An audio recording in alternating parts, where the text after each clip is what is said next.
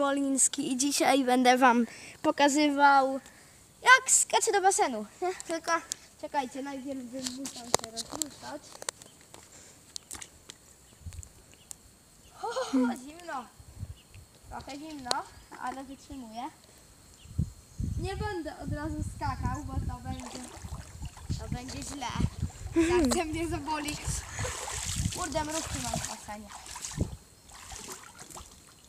Roztopię kreta, la la la la la, nie no. Wreszcie mnie widzicie całego. Nie. Czekajcie.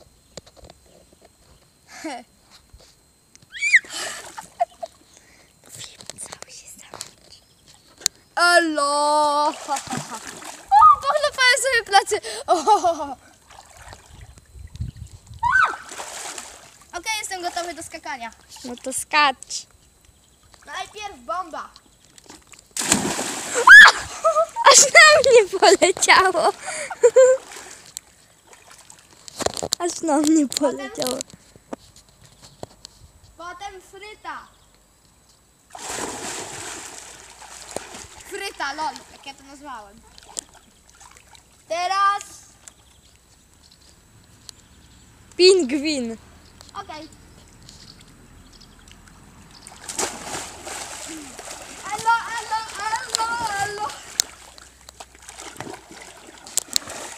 Filip, teraz na szczupaka. Nie, czekaj. Teraz przysuwanie drabinki. To jest łatwe. Stawiajcie lajki i mnie subskrybujcie. A teraz na szczupaka. A teraz podpłynę do was tyranką. A dobra. Dobra. Pa!